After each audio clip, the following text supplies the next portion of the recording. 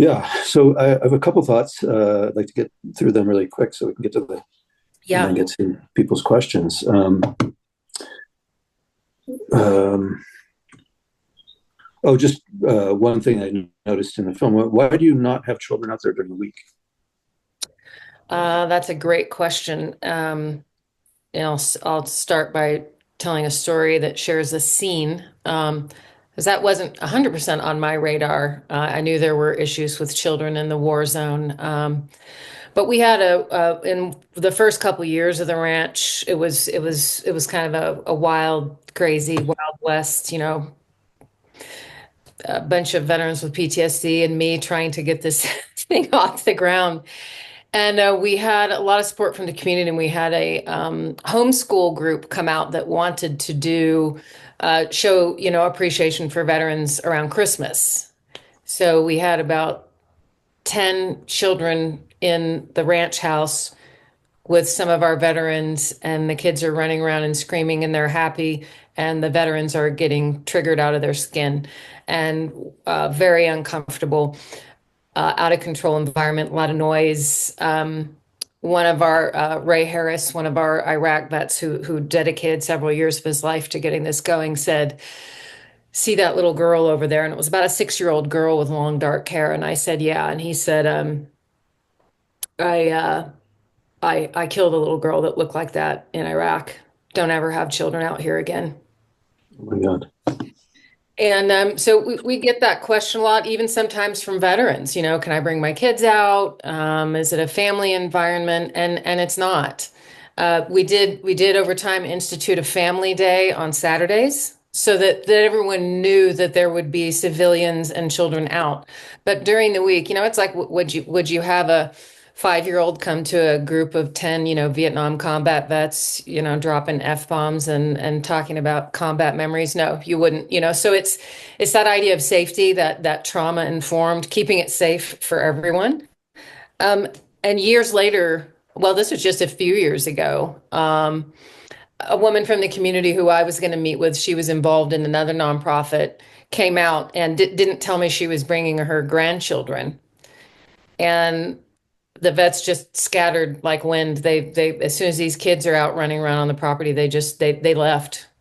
So that's why we don't have children out unless, again, it's a specific event like the plant sale, which is happening actually next weekend. Or on a designated day that's a family day, so that veterans can anticipate and know and be prepared, whether or not they want to be around when that's happening. Yeah, I could imagine that. Just like you said, the soldier who was had memories of killing a child, and also thinking to carry around what these people are carrying around. Your first instinct would be to not expose a child to it. Correct. And one of our veterans was early on was a Marine who was coming out for community service, and he had been involved in the court system because his infant child had was colicky baby, and was screaming so much that he had a full-on flashback. It triggered him, and he grabbed the baby, and clearly it was a PTSD related incident. But again, it's the screams, it's the squeals, the unpredictability of children. Not to mention, it can be a safety hazard for the kids in the environment. So, Yeah, and sort of following on that, actually, I think the medical model or the disorder model, post uh, disorder. What that does is it says, there's something wrong with you, that maybe if you fix it, you might have some hope of having a relationship. And what this does instead is it says, you are having a relationship. You are in a relationship to the earth. You're in a relationship to the things that you're growing. You're in a relationship to each other. And I was also reminded by the film that there isn't an expectation that people come and tell their story. there's That no expectation. You yeah, can as you show said, up and sit on a rock all day if you want. There's no expectation. And as you're saying with the model, it's kind of like a come as you are, right? Like you may have physical disabilities, horrible PTSD, a legal history, everyone's welcome and everyone's accepted the minute they walk onto the property. There's an unconditional acceptance because everyone there has struggled. Um, and so there's a welcomeness. And so that to have that kind of a welcome, so many veterans said, I wish I had had a place like this when I first got out of the military. I wish and that this is the most welcome they've felt since they'd gotten out. So there's that idea that you're not broken. You're someone who's been through unimaginable, wild, traumatic, surreal experiences. And guess what? The people around you have too. And so there's that automatic, uh, the healing, as you and I talked about, the healing is organic. It happens through the relationships with other humans and through relationships with animals and the earth. How much do people talk about their stories there? I think it really varies. I think and the time frame varies. This is the thing when you go to the traditional medical model, a therapist, a counselor, they're going to want to get right to the trauma story, right to the symptoms. It's all about, it's driven by it's managed care, right? So this is a setting where the stories can emerge as someone is comfortable, and that takes time. Some people want to come out and start talking about, it's the burning, like I need to talk to somebody, and some people it could be months, it could be longer, and some people never want to talk about their story. They want to work. They want to learn how to grow lettuce hydroponically. They want to take care of pigs, you know. So that's the beauty of it. Again, it's not the one size fits all that we have in the institution, right? That we are going to apply the treatment to you. You are the object, and we will apply the treatment. This is you are an autonomous organism with agency, and you get to figure out, you get to see and feel what's going on with yourself and where you want to go, where you want to walk, what you want to talk about. So for trauma survivors, right, where loss of agency is a hallmark of experiencing traumatic events, this automatically and naturally gives the individual a sense of agency. They can come and go. They can participate in what they want to. They can just be. They can work. So it's beautiful in that sense. Yeah. So somebody asked in the Q&A, how important is it that participation is voluntary? I think you just answered. It's essential. It's critical. Voluntary is mandatory. Yeah, of course. Yeah. Um, Somebody else asked, how do you avoid becoming an institution? I saw that question. That is a fantastic question. I think, I mean, and that's a hard one to answer, but it is something that we thought about. I thought about when I was managing it over time. And the first answer I came up with is you have to keep veterans in the conversation about the development of the organization as it grows. Like when we made the documentary, this was something that every veteran that participated and the veterans at the ranch were asked, what do you think about this? Do you think we should do this? So anytime there's a new service or a new program or endeavor, it's a community effort. It's like a co-op, right? Like everybody gets an input. And most of the staff are veterans. That's part of the model is hiring veterans to maintain that sense of culture. Um, and I think it's finding a balance between keeping guardrails that keep it safe in terms of your policies and your procedures and how you do operations, but not making it too constrictive and too programmatic. There's got to be a sense of free flow. One of the examples I'm thinking of, Kermit, is, people would ask me, how do you vet? Does someone have to show a DD 214 to come to the ranch? And no one ever did. There was no, you qualify this way or that way because the community vets you. The veterans vet you. They can Ah, They can sniff out a rat, they can tell when someone's faking it. And that probably only happened like 2 times. I think we had somebody who was mandated by the courts to come out. And they had served, but they just weren't a fit for the community. There was some other issues the person had going on that had nothing to do with uh, the military. Probably more to do with criminal mindset, whatever other issues, and ended up finishing his hours and never coming back. So it's a fine line. That was a really great question, and again, it is a difficult one to answer. But I think it's a conscientiousness in how you grow as an organization, and being able to keep some sense of that freedom. But I think the input of veterans as you move forward is key. I'm just curious, the person who was mandated by the court, was the community able to make any headway with him? I don't think so, because I don't think that's what the person was really looking for. Uh, You know what I mean? If someone shows up there looking for help, they're going to find it in some form. And everyone is there. They're so eager to help anyone new that comes in. But I don't think I think it was in that case purely mandatory. And I think this was a somewhat antisocial, like clinically antisocial individual. So certainly no harm was done. I think everyone tried to, but I think on the person's end, it was not a fit. okay. Well, this leads us to another important question about, I mean, everybody in the film anyway is a white male. Um, Obviously, that's not everybody who's been to war. So, Correct. yeah, Correct. Um, One of the questions also, yeah, was female veterans. So we had female veterans involved. There just happened to be none in the documentary. Certainly, them statistically, they're a minority in the military, so you see that also reflected in the environment.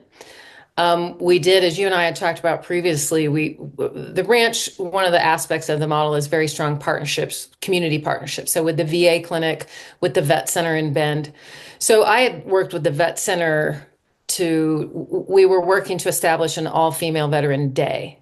Some female vets were totally comfortable coming out, and all the veterans out there, everyone's like, yeah, we'd love more female vets. So we really made an effort to engage female vets. One of the challenges is, sadly, there's so much military sexual trauma, MST, and female veterans do not feel comfortable around large groups of male veterans. So it was a matter of how comfortable a female veteran felt. And on our end, we were ready to do that all female veteran day, and it just on the vet center end, it never materialized, and I'm not sure why that was on their end, but that was an effort to create a safe space. There is actually a female veterans ranch in Oregon called the Red Feather Ranch, and I'll put that in the chat before we're done. And they work, it's a similar model, but they work with female veterans and their children. So female vets, and I believe they're residential.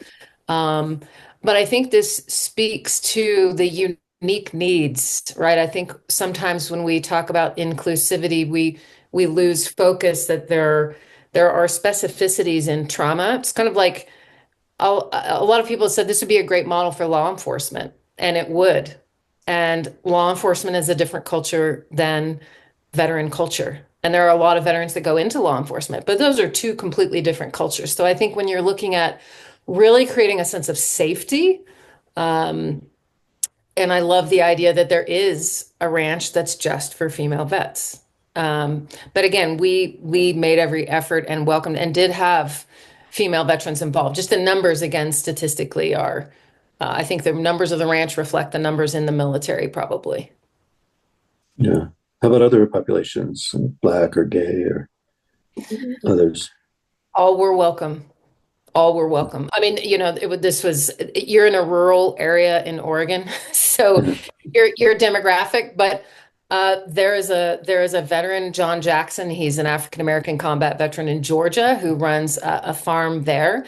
And I think based on the demographic near in where he lives, he may have more diversity of participants. I think it's based on geography. We've talked about having urban kind of urban veterans farms or veteran ranches. So, um, and we had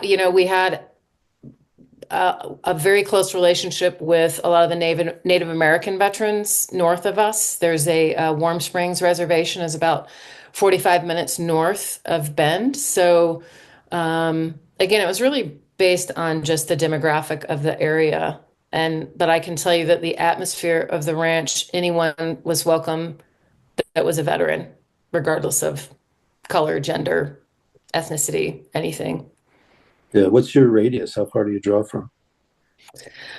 Oh, probably hour and a half, maybe up to 2 hours. So it really does kind of become a local regional thing. Central Oregon's a very unique area because there are little different cities, Prineville, Sisters, Lapine. So you have other different cities in the region. And so you would have veterans come from those different places.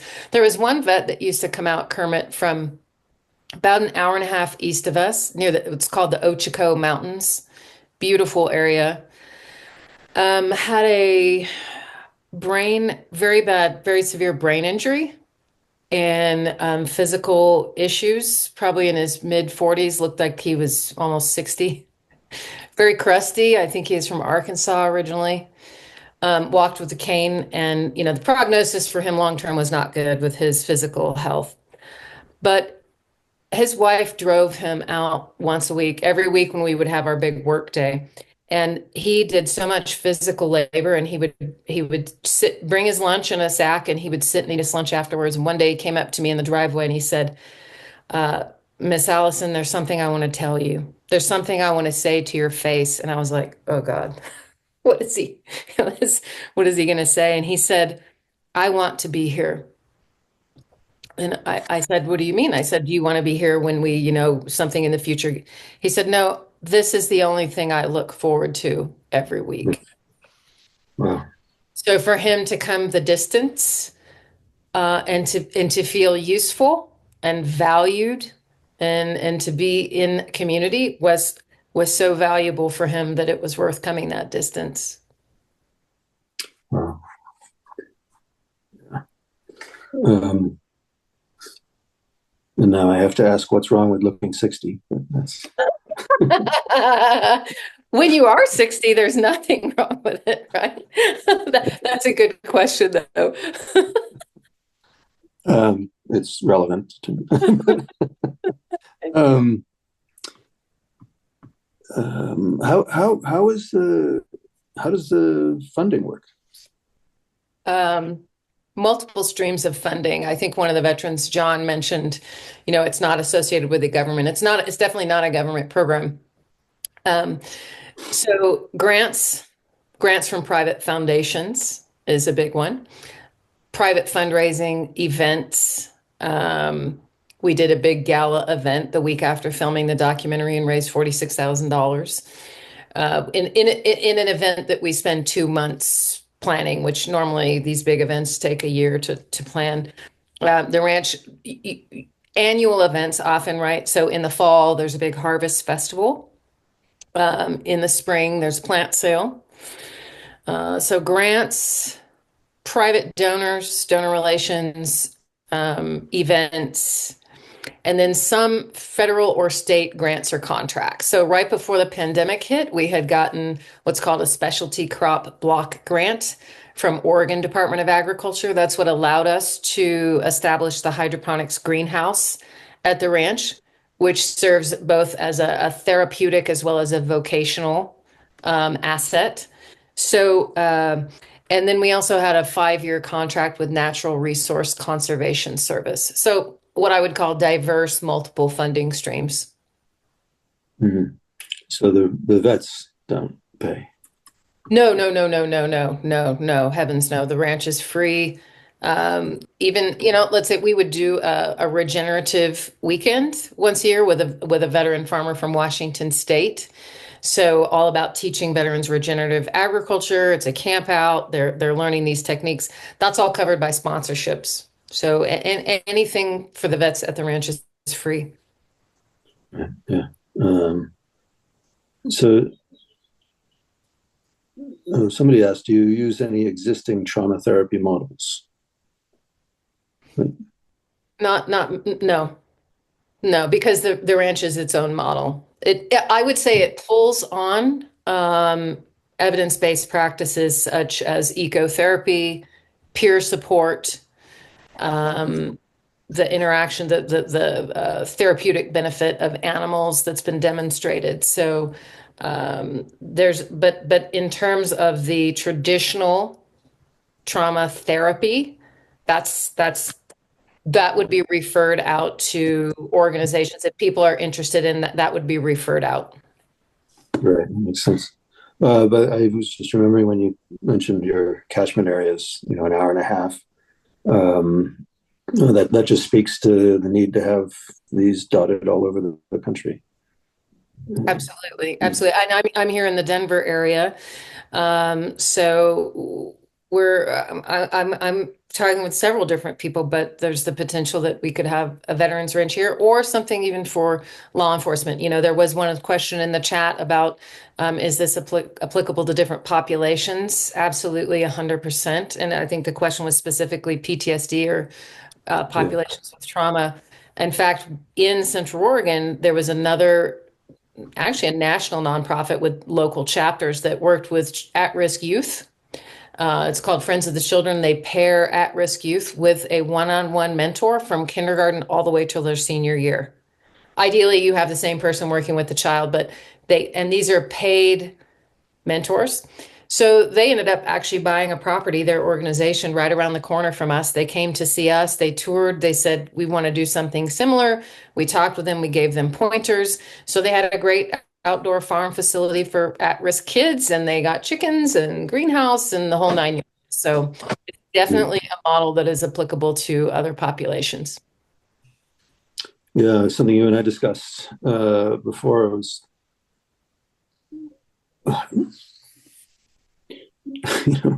we live in this society with the sort of daily assumption that it makes sense somehow, that it's actually in fact completely this artificial world that we've created over the last few thousand years that we're completely immersed in, and anything that gets us out of that, for at least for a time to remember, you know, is good. And that This goes is for so everybody. much. Yeah, this is so much about getting back to basics, I think. Getting, again, if I come back to two really just simple core principles, it's getting connected to the earth and creation and human connection, human community. We are living in a fabricated world most of the time now, with our devices, our computers, our phones, our games, our whatever it is that is taking people away from the real world. The real world, and fascinating that we're able to connect through technology, but the real world is going outside and pulling grass out of the earth and seeing a chicken and seeing your friend face to face and giving them a hug. That's the real world. That's the tangible felt world, feeling the sun on your face. And so there is even that alone has tremendous therapeutic value. Yeah, yeah. Just by the way, I used to work at a psychiatric agency, and uh, every once in a while there was a bison ranch nearby, and every once in a while I'd bring somebody over to just feed peanuts to the bison. It's just this enormous ancient face staring back at you. It's really hard to stay in wherever it was you were. Yeah, yeah, absolutely. Another great question from the was what was your biggest learning curve? What surprised you in doing this? That's a great question. How hard it is Mm, from a business perspective. Uh, mm, the best part of my life was being able to go out to the ranch when I wasn't off site working on grants or with donors or the board or whatever. But it's having a person who's committed and dedicated to fundraising, to knowing how to manage staff and continue to grow the organization. Um, it's a lot to manage, uh, but it is worth it when you see the impacts and that.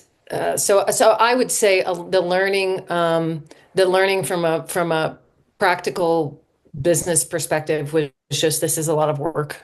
This is a lot of work. Um, but the learning, I think, from a spiritual, clinical, healing perspective was just, wow, this works. This works. And that ties into another question that was in the chat about what are the long-term benefits. And I can answer that with a few vignettes, so to speak, stories of veterans whose lives were changed. I'm going to say there's two parts to this. One is saving lives, right? So there's veterans who show up who are really at the end of their rope. And then they plug into community. And so many lives have been, many veterans have showed up in that space of I'm hanging on by a thread, and then they're all of a sudden plugged into a supportive healing community that helps them access other resources. But I'll give you a couple stories. So Jeremiah, who was in the film, we call him the Viking, the one with the braids. Actually, his wedding, he and his wife dressed like Vikings. Um, I met him. He came to the ranch via, I met his girlfriend working at a coffee shop, and she said, "Oh, my boyfriend is a Marine. He really should come out there. We're having problems. He's having problems. He's kind of floating around, not having any sense of direction." So he did come out to the ranch, and it was on a work day. He was doing a lot of physical labor, and he said, "This place is amazing. I'm coming out here every week." And he did. And he started coming out 2, 3 times a week. Um, the girlfriend and he were on and off having a lot of conflict. He plugged into a combat veteran peer support group. He was involved in the work days. Um, he ended up getting married to this gal. They're still married. They have two beautiful children. He ended up getting certified as a veteran peer support specialist. He was hired by the county in a full-time peer support specialist role.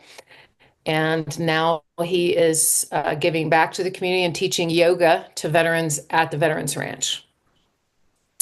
Um, Another veteran who also ended up getting trained as a peer support specialist. This was someone who had extreme anxiety. It's about 8 years ago, or 6 years ago, dropped out of college because his anxiety, he was an Afghanistan veteran. His anxiety was so acute that he could not tolerate being in a classroom and being around in that closed space with that many people.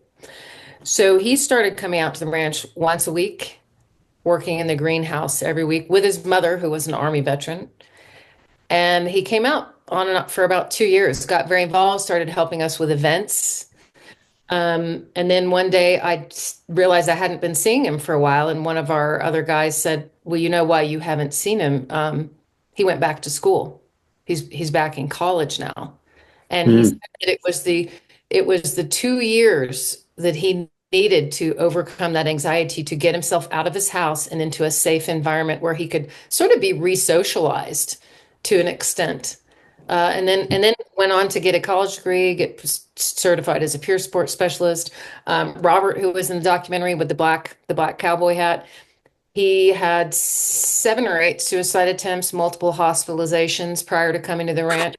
Was very anxious about coming to the ranch, fell in love with it the day he came out.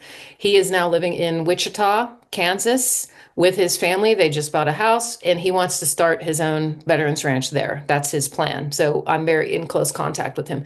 So what we see, and the note I made in response to that question too, is that I think when we talk about transformation and deeper lasting change, we're talking about a holistic model that addresses different aspects of a veteran's life.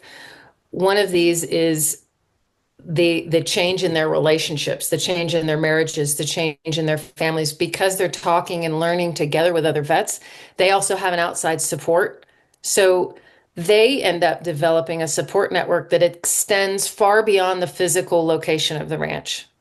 So they have friendships now, battle buddies with people they met at the ranch. Not only can they come back and access the physical location, but they now have a support network. So that's a byproduct of participating in the community.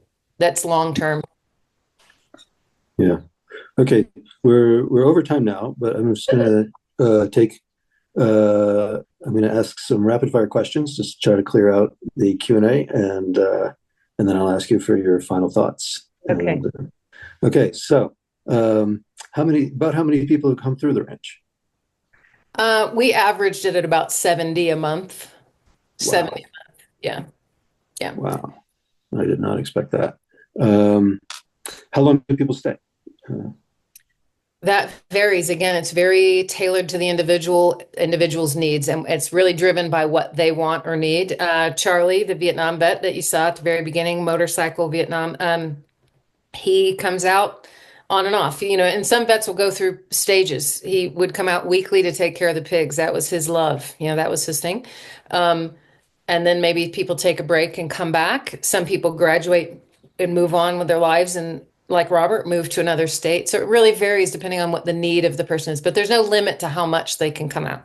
As long as business hours, as long as the ranch is open, they have access. do people stay overnight? No, no, it's not residential. Right. Okay.